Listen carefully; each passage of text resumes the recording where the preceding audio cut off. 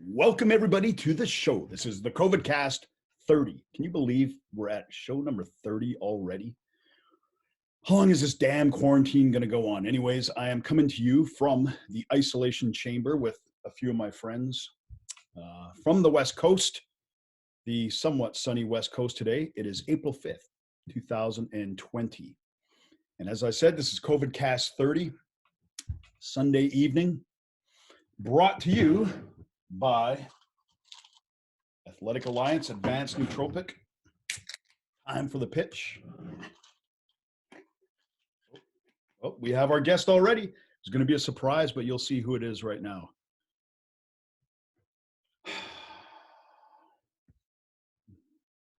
Well, where did she go? There she is. All right, are you on? Yes. You have testicle difficulties? I'm just gonna pop some of my pills and crush a monster.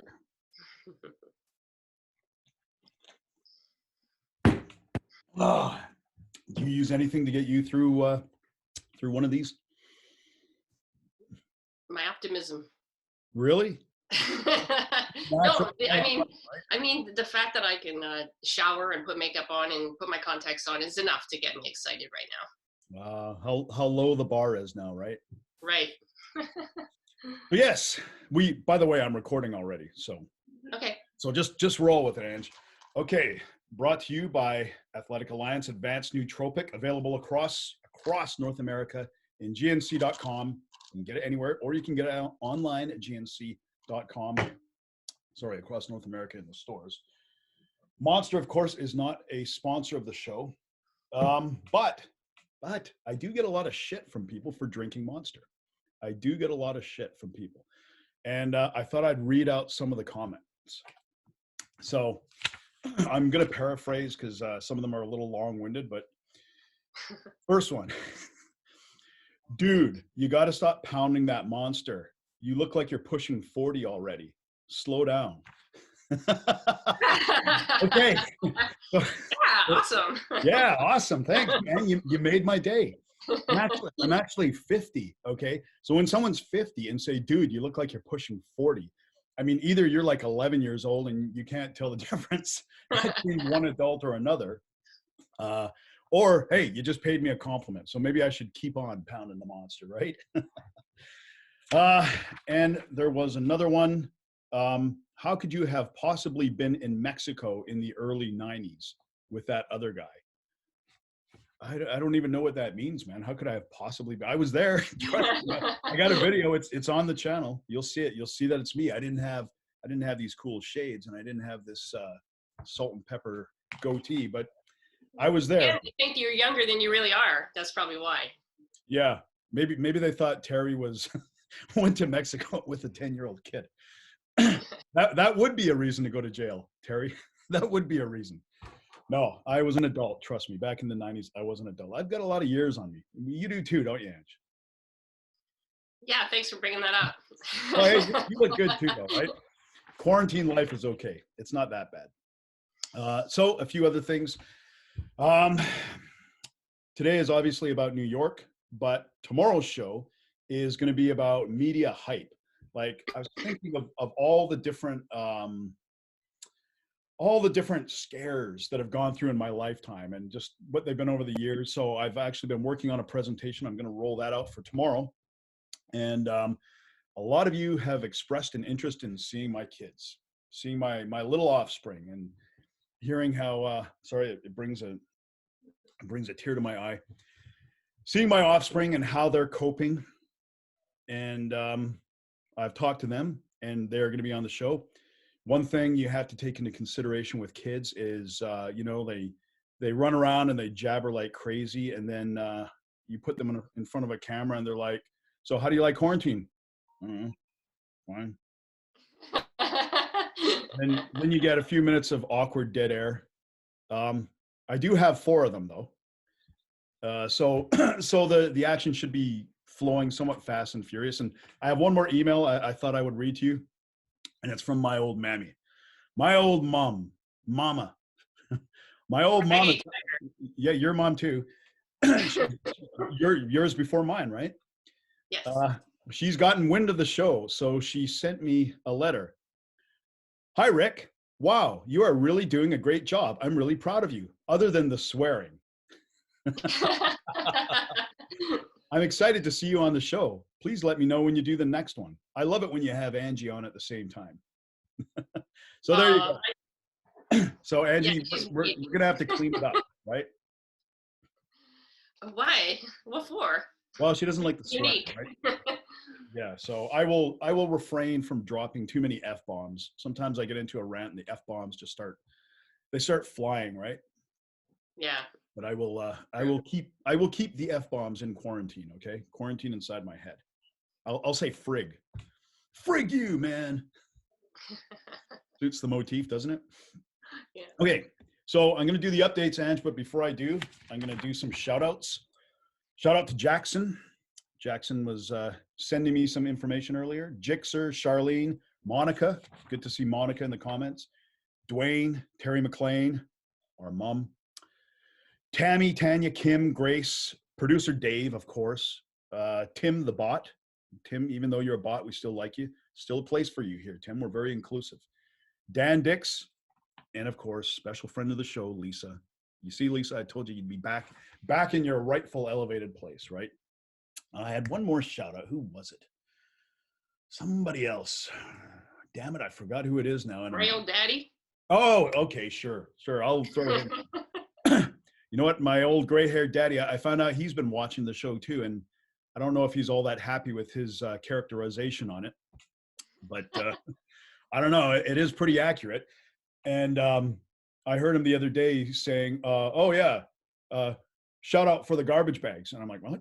And he goes, "Yeah, shout out the garbage bags." And I said, "Well, what do you mean, shout out the garbage bags?" And he goes, "Well, you took out the garbage bags, right?" And I'm like, "Yeah." And he goes, "Yeah, shout out the garbage bags." And I'm like, "Oh, okay." So I gather he's been watching it, and he seems to think the shout out means something else. Maybe it's like a thank you or an appreciation or something. So he's trying. God bless him. Our gray-haired old daddy. He's been ornery. He has been angry and ornery as hell. He's been yelling at cats. He's been swearing at his quarantine. He's got that itch. He's got that itch to gamble, right? You lock him out of those casinos, man, and the rest of us all pay the price for it. He's been grumpy. Also, is like 3-time daily coffee habit. Yeah, that was his other habit. He likes to while away his days in the coffee shop, kind of pontificating on different events around the world and how much better things would run if he was in charge. And he can't do that anymore. He's got to go through the drive-through. But we all have to make sacrifices. Like I say, he's one of the few people that's saving money, right? So let's fly into some updates here, and then we'll get into our deep dive on New York. Oh, nope, not that one. Hold on, this is all very technical stuff, Angie. There we go. Okay. Let's hit the old refresh. So globally, we are looking at 1,270,653 cases of the coronavirus, 69,376 deaths, 261,000 people have recovered. That's a bell that goes off every time there's an update on that. Seems kind of gruesome and morbid, right? One other thing too. I'm not going to go full rant on this, but I have noticed. I'll get to it after this. So globally, the USA, of course, is leading, and we'll circle back to that and take a look. Spain, this is good news. The death rate in Spain is going down, the absolute death count. So it looks like Spain has reached its peak. Italy, the death count is way down, only 525. And I mean, 525 people sounds like a lot, but that's fallen almost in half. So in terms of fatalities, and I would say infections as well, the curve has definitely flattened in Italy. So, I mean, it is dragging on there. We're not seeing people singing out of the balconies anymore like we were for the longest time. What's Netherlands? That was one of the countries on my watch list, if you remember. still increasing rapidly. That's a very crowded country. Portugal, Portugal doesn't seem too bad off. The countries we should really watch, there's a few places we should watch. One of them is Florida. Florida, the governor there took a kind of a really sort of, hey man, don't bother me, or it's just the flu bro kind of attitude. And I mean, they've made changes now. They're starting to kind of institute some restrictions now. Sweden is another place. Where the hell is Sweden on here? Did I pass Sweden? Sweden. There we are, Sweden. So Sweden has 6,830 cases, 387 new ones, 400 total deaths, 28 new deaths. So Sweden, I imagine they are now taking this a little more seriously. The interesting, Sweden is about the size of Ontario too. I mean, it might actually, well, in terms of population, Sweden I think is about maybe 10 or 11 million, whereas Ontario is probably about 15 million. So they're somewhat close, but as two places go, they're comparable. So it'll be interesting to see if the Sweden, who they've kind of just let things run wild, it'll be interesting to see if that is much worse. And another country where the president has basically said, to hell with the coronavirus. He said the coronavirus can suck a dick. Oh, sorry. That might have been a bit much. Yeah, well, that's what he said though. So that's Belarus, right? They now have 562 cases, 122 new ones. 8 people have died. So they're actually still playing soccer. They're the only country in the world that has, as far as I know, has a professional sports league still active. They have a professional soccer league, and a lot of people are tuning in because it's actually the only live soccer left in the world. So before we get off this though, we will go to, so those are the 3 places we're kind of watching as sort of test studies. Before we go to this, we'll take a look at Angie's beloved New York. And my prediction, you've heard this prediction here, Angie, and it's a white pill for you. I think that you guys are kind of at the peak of this epidemic in New York. I don't think it's going to get a whole lot worse. The fatalities may get worse. We'll let you get into detail on that. The US has had close to 10,000 deaths now, and over 4,000 in New York, still fairly high at 594. New Jersey is the second deadliest place. California, surprisingly, is down here. Florida, now, I mean, say what you want, but Florida seems, Florida doesn't look like it's doing too badly, considering that they have a high population. What's the population like, 17 or 20 million in Florida? I think it's the 3rd or 4th most populous state after California, New York, and Texas. They've had 220 deaths, 26 new deaths, and there's reports that the hospitals are fairly empty there. So what do you have anything that to add to this, to the individual? Yeah, I mean, these are pretty updated, but not 100% updated. I know that we have about more like 4,000, almost 500 deaths in New York, and we have 60,000, around 500 cases here. So hold on, 60,000? 67.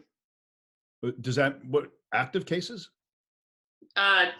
Cases, yeah, active cases. Because this is way off then. This says 123,000. Are you just talking about the city? I'm just talking about the city. Oh, okay. Yeah, this is the state. Okay. Yeah. All right. That's what that means then. Okay, before we go on with that, let's just take a quick look at Canada here. British Columbia, 1,238 people have died.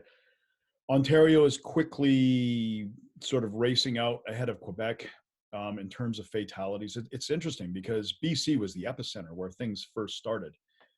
But Ontario and Quebec have really kind of run away with things here. And what's interesting is the number of people that have recovered in Quebec is 29, whereas it's over 1,400 in Ontario. And when you see a number that shows a discrepancy like that, this must be the way things are classified. I have a feeling that if you're improved, but you still have the coronavirus, in Ontario, they say you're recovered, whereas Quebec, they don't say you're recovered until you absolutely 100% have a clean bill of health. That's my suspicion there. Okay, so fill us in on some of the stuff that you're seeing in New York. Okay, well, first of all, I'll just correct what I said. Just 67,551 cases total in New York City, not active right this second. Right. And then the deaths are 2,472 in New York City alone. But I mean, what we've been hearing is that we are at the beginning of the plateau, and they say that we're going to reach our peak within a few days here. So that's good to know. And the streets are just super quiet. I was out today. Most people are social distancing. There's still the odd, excuse me, idiot that will just walk in with no mask on, just, spraying everywhere. And I went into the store to get a chocolate bar today, and this person came in like, ah! And I was like, ah! Like, you know what? I find really strange. Like, okay, you see lots of people still without masks, and I mean, a lot of them are just the flu kind of people, right? But I still see some people that are totally clueless about social distancing. Like, I know. My entire social life now is going to the grocery store. Like that's become my night out, right? Yeah. And I can't. This happens almost every time I go to the store. There's giant lines of tape. That giant line of tape on the floor. That's where you stand, right? And I'll do that, and someone will walk in front of me, and I just feel like, oh wow. So, but like, how can you not know this by now? I know, it's ridiculous. But anyways, here I feel like I don't feel as scared in my neighborhood anymore, because there was definitely a peak in crime. And I feel like over the last couple days, it's started to subdue itself. I feel like there's just less people on the street, thank God. So, and I don't know where all the criminals are going now, what they're doing. Are they scared? I don't know. But not as many last couple days, so that's very, very positive. Other than that, I don't know. I was out in the park today.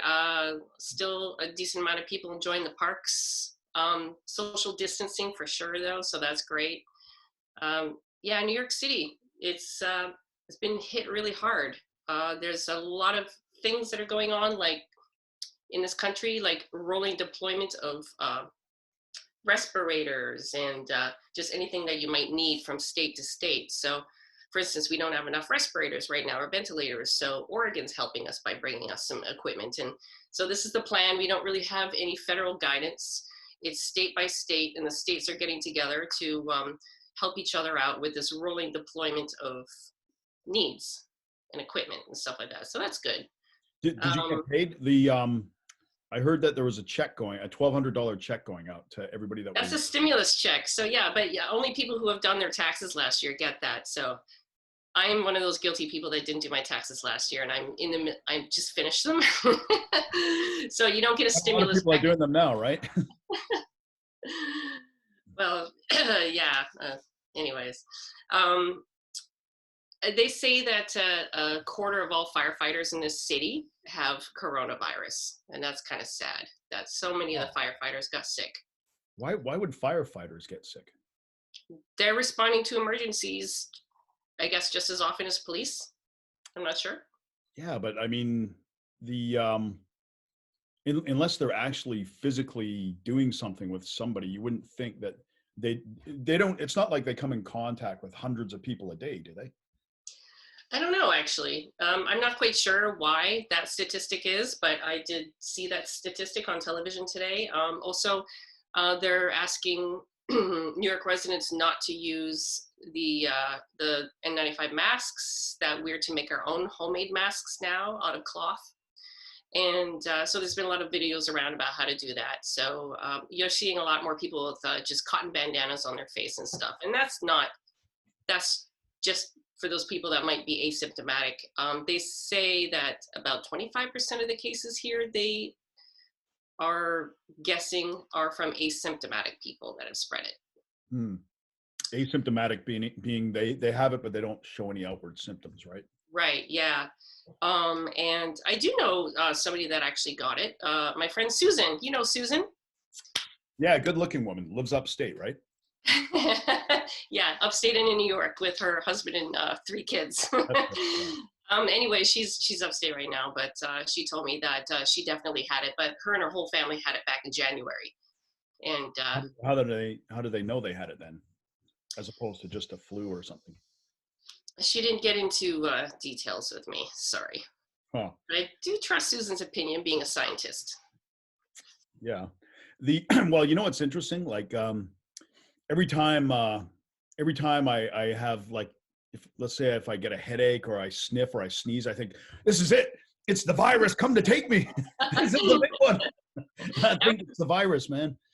That was me in the middle of the night, and I was so Yeah. pissed off because I woke up and I was like, Yeah. ah, head blowing up, get up, gargle salt water, realize I'm fine, wonder what the hell that was. Yeah, Yeah. that's Yeah, every day. that happened to me too. Well, a similar thing. Like I coughed a couple times and I just thought, oh no, the virus come to take me. This is the big one. Well, you guys are pretty Goodbye, lucky. everyone. Huh? Comparatively speaking, like where in all over Canada is like way better than here. Oh yeah. But it's just funny how we think of that stuff now. I was already preparing my eulogy, what it was going to be like. My last words to everybody. I thought, man, how will I be remembered? I know the drastic things that I think of are because I have a special needs cat that needs medication and Whoa, hold on. Sorry, did you say you have a special needs cat? yes. The cat is like actually retarded, or Not special needs.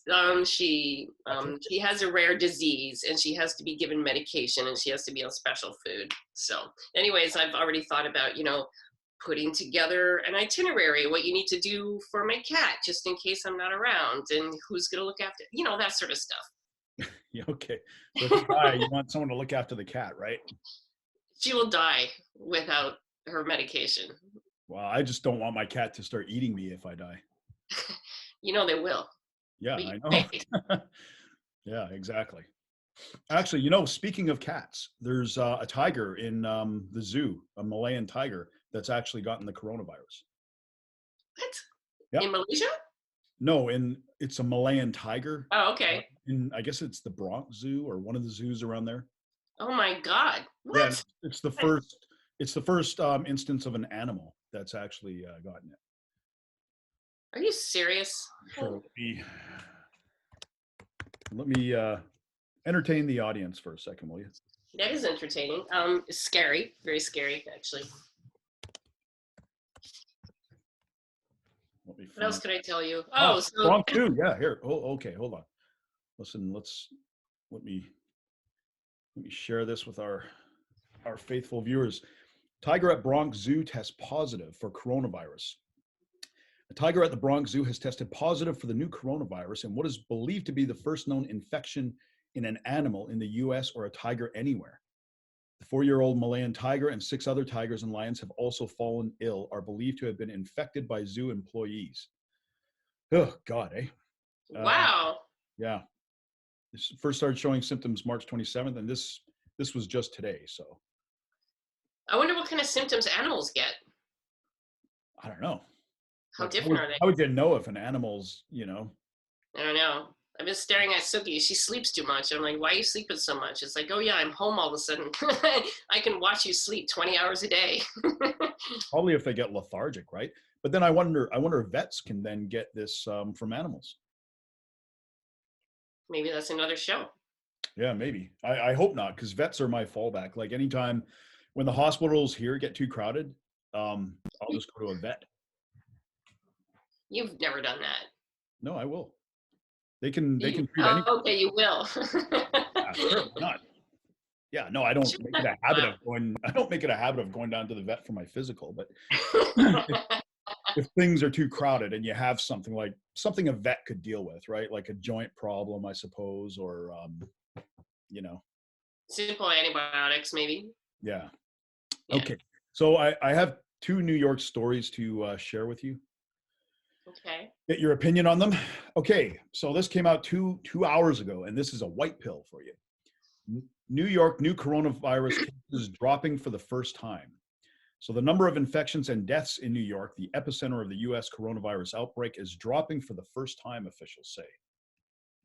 Yay. Andrew Cuomo said it's still too early to know the data's significance. Blah, blah, blah.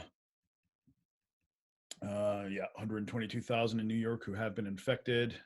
75% of the patients who have required hospitalization have now been discharged. So pretty good, right? Yeah, yeah, definitely. Today when I woke up and I looked at the stats, I saw that it is improving. In fact, so thank God. Yeah. So it looks like the worst.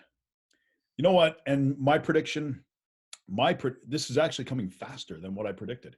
I predicted we were going to be at the peak around April 14th, like or around 10 days from now, in Yeah, terms of death, and because I think there's a 2-week lag on from when you see the infections accelerating the most. There's about a 2-week lag on when the fatalities start falling in, right? yeah.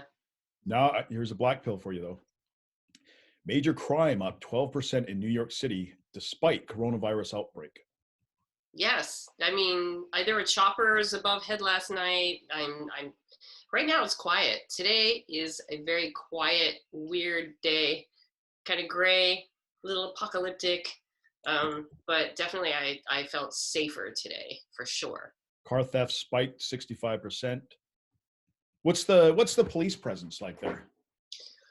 Um, I mean, just going for the police are everywhere all the time here, anyways. Are they? So yeah, I mean, I'm always seeing police driving around. I live in Brooklyn. I live in an area of Brooklyn that is newly gentrified, and so there is a decent amount of crime around here. Hmm. So I don't feel like I see more police necessarily. I No. just see less people, so maybe I'm noticing the police more. But yeah, definitely crime spiked. Oh wow.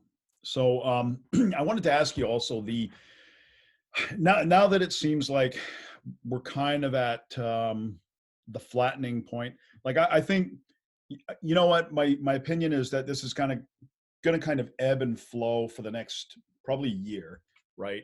Yeah, Until it's either just faded out or there's a vaccine or something, right? But I think as far as being a problem, I think we're at the apex of that right now. So what do you see? Like what's your own personal situation like in terms of work? Do you have any communication on when that kind of stuff is going to start firing up again? Or? no, I just do know that we have a stay-at-home order until April 30th here. So And I After April 30th, is it like wait and see, or is it April 30th? Then we expect to be back. April 30th, wait and see. So I haven't heard anything from my job recently. Just my manager got coronavirus. His wife got it first. The first thing that happened to her was she lost her sense of smell, and then he got it. And I don't know if his children got it, but yeah, they got it. The mild symptoms. But yeah, no, I'm actually going to be forging ahead with my life as if I don't have a place to go back to work. Really? If I do, great. It was never meant to be a full-time career anyways, what I'm doing right now. So if it's there, it's great, but I don't foresee that many restaurants surviving after this. Well, you don't think they'll come back though? You know what, I think maybe our restaurant will, because it is such a popular destination, and we do for a restaurant, we do very well there financially. But I have noticed a couple places along my cycle that were offering takeout and are suddenly boarded up, or Really? have their grates down here. So I don't know. I guess we have to wait and see, because I know that there are things available for small businesses to help survive here, but apparently the system is not working properly, and no one's able to get, maybe not no one, but a lot of people are not able to get their small business stimulus to pay their employees here. Well, yeah, I mean that's a big problem, and it just like even in Canada, the plans that they have they're just not going to work, right? Like you can't say shut down your business completely, but keep employees on at 25%. We'll pay the rest. Like that doesn't work. I mean, if you shut down a business, if your revenues go to zero, um, your expenses have to also go to zero. Otherwise, you're just accruing debt, right? Even if Yeah, the government's picking up 75%, you're still just digging into a hole. Like, and you can't do that, right? At least right. not very long. That's why I really, really think that there needs to be clear metrics on what constitutes a return to action, right? Like when the death rate is X or when the number of transmissions has fallen to this, that there needs to be clear stuff on when we can fire things back up and when we can expect it, right? Yeah, Otherwise, I think there's going to be even bigger problems than the there's actual virus itself. yeah, there's nothing clear here. But since we all just know that we're expected to make our own masks because there's none available, and that we have to stay at home till April 30th, and nothing has been said. Maybe in another week we'll hear from our job, or maybe once it's obvious that it's flattening the curve, and there's some hope. Yeah, Maybe well, I mean, even the masks. Like, I mean, for the longest time, they kept saying these masks don't do any good. yeah. You don't need a mask, and then now they're saying, well, make your own mask. Well, yeah, and it's not really for sick people. The masks that we're making are just in case we haven't gotten it because we're asymptomatic, or we can't tell her we've gotten, and we don't want to spread it. It's just to stop the spread, not to protect yourself. Right. And have you noticed? What about grocery stores? Are they? Can you buy toilet paper now, or is that hoarding still going on? Is the supply Yeah, no, chain holding up? totally fine. People are not hoarding here, I don't think. Uh, uh, when I go, in the very beginning, there were complete shelves empty, of course, but now they're like restocking better. There's toilet paper. We don't have a problem getting anything. Hmm. Well, that's good news. Yeah. We did just, so apparently those workshop paper towels, the blue ones that you can get at Home Hardware, today my roommate went and got a whole bunch so we can make a bunch of masks. So apparently you double those up, and it's very protective. It's almost like an N95 mask. You know what? Almost. Maybe you can do designer masks and sell them online. Well, maybe I missed the boat for that. I think I would have had to have them ready to go. Fucking virus. If it could have just lasted a few more months, right? You know what we're getting out here now? What? Okay, so when all this stuff kicked off, of course, there was a massive amount of panic buying, right? Everybody Mhm. hoarding ramen noodles and toilet paper. Yeah. So they said, okay, look, we can't have this. The seniors, they're the vulnerable people. So we're gonna have a window from 7 a.m. to 8 a.m. for when the old seniors can go. And I told you about this, right? Yeah. So now that's when the seniors go in, and now the seniors are hoarding all this stuff. Ah, Yeah, crazy old bastards, these boomers, right? The ones we're all trying to protect are going in there hoarding this stuff up. greedy. Yeah, so I gotta wake up that Greedy senior citizens. I'm gonna have to wake up that gray-haired old daddy of ours and roust him out of bed and send him down there at 7 a.m. with some marching orders. He'd probably be happy to. He's looking for things to do, I think, no? Oh yeah, they all are, right? So before we close off, do you have any shout outs, any greetings for anyone? Well, I'm definitely going to shout out to our mother because she's going to be watching. Yeah. And this is how we know you And watch right to the end, Mom.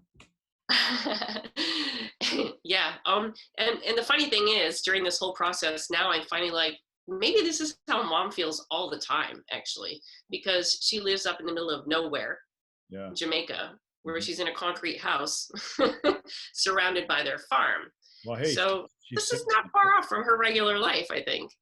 Yeah, she's pretty safe. You're right. Good Yeah. call.